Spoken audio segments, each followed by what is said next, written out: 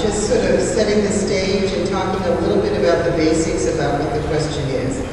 I keep assuming people know about the Housing Authority and what they do and what the issues are, and I'm surprised in talking to folks that it's not always clear. So I'm going to try to go back and do some of the basics, and then also give you my perspective on what the current issue is.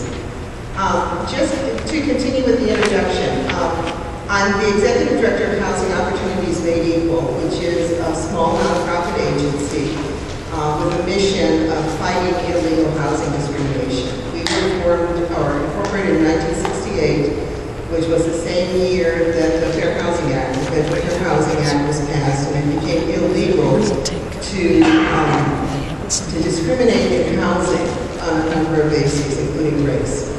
Until that time, it was legal. You could legally say, I only rent to whites, I will only sell my house to whites, until that 1968 law was passed. So that's what HOPE does. We fight illegal housing discrimination. I also have the background that I worked at HUD for a number of years before I became Executive Director at HOPE. So I have some perspective on how the agency works and what the possibilities are of their actions. So I can share some of that too. Okay, what we're talking about is a program called the Public Housing Scattered Site Program. When we usually think of public housing, we think of the projects, those large developments that were built for the most part in the 40s and 50s. But for several decades now, basically since about the late 1980s, there has also been a scattered site program, which it is public housing. It is owned by a public entity, which is a housing authority. The Cincinnati Metropolitan Housing Authority serves all of Hamilton County. So even though the name is Cincinnati, it's not the city.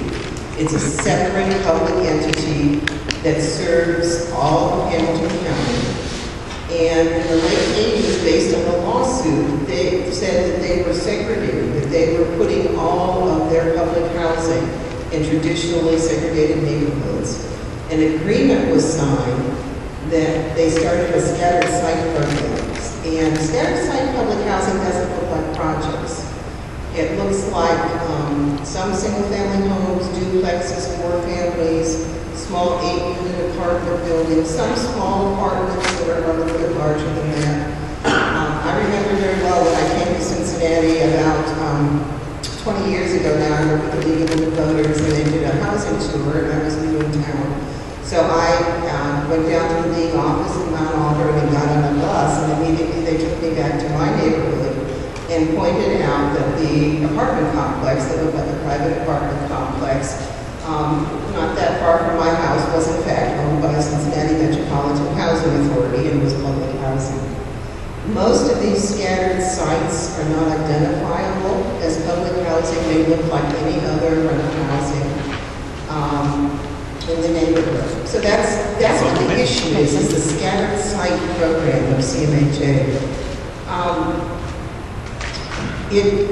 It's important from HOME's perspective and from HUD's perspective because it tends to balance or address what is the historic racial segregation patterns in the community. And in our area, the Cincinnati area is still the 8th most racially segregated metropolitan area in the United States. And a lot of that is based on historic patterns that started because there was legal segregation, because many of our subdivisions were formed at a time that they had restrictive covenants saying only whites could buy. And what we're trying to do is bridge that historic segregation pattern by doing things like scattering public housing. Why is a cooperation agreement needed? What's happened is, in order to have this scattered site program, in order to buy or build public housing in a jurisdiction, there are federal rules that say that the housing authority has to have an agreement with the local government body. Ever since the lawsuit in the late 80s, that has been with Hamilton County. That was an agreement, part of the consent decree that came out of the lawsuit. The county signs on and allows this program to happen. Basically, in the past, the way it was explained to me in the documents that I saw, it allowed for there to be a fair distribution of this housing. It set, general numbers that would be in one place so it wasn't concentrated all in the same jurisdictions. This agreement has been signed by Hamilton County several times over the last several decades. It needed to be renewed. It was up for signing. The county commissioners basically announced a few weeks ago that they were refusing to sign it at this time. They didn't set a date, they didn't postpone it for a month, they just said, no, we're not going to do it, we may do it at a later time. That refusal to sign the cooperation agreement has several consequences. I guess maybe before I start talking about what the consequences are, it's important to understand some of the reasons why the commissioners at this point refused. And the biggest reason is because of the outcry from people in Green Township about the fact that there may be a number of public housing units put out there. The number is 32 units. That comes about not because of necessarily this cooperation agreement. They're sort of separate things, but now unfortunately they're happening at the same time. The Green Township issue came up because HUD investigated the Housing Authority, CMHA, and found them guilty of illegal racial discrimination just this past year. And one of the counts of illegal discrimination was that their board had insisted on exempting Green Township from any public housing for a number of years. Okay? The board had said, thou shalt not buy in Green Township. HUD looked at that, investigated it thoroughly, looked at the statistics. Green Township is over 95% white. Looked at the populations involved, looked at what was being said, and said to CMHA, this is illegal discrimination. In order to resolve that finding of discrimination, an agreement was made that we will build or buy, most likely buy, 32 units of rental housing in Green Township, which is enough to bring Green Township up to the county average. It's not more than other folks, it's bringing them up to the average. Okay? They are outraged at the idea that they have lost their exemption.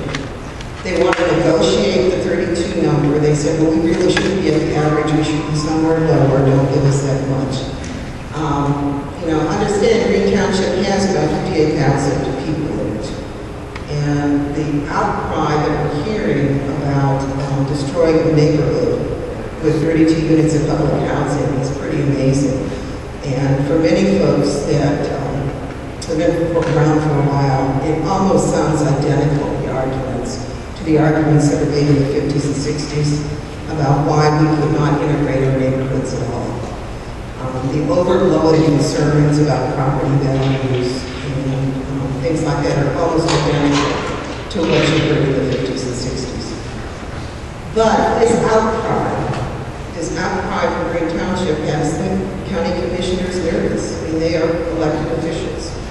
And it makes them very nervous that there is a strong constituency that doesn't want any public housing at all. So they refused to sign the agreement. Basically saying, well, maybe when that Green Township stuff gets all settled, we'll be willing to sign, but until that happens, we don't think we should do this. We don't want to be seen as supporting them. Well, what are the consequences of that action? They're fairly severe and have a lot of us extremely worried. The first, consequence is that CMHA has money that they need to spend right now to acquire scattered site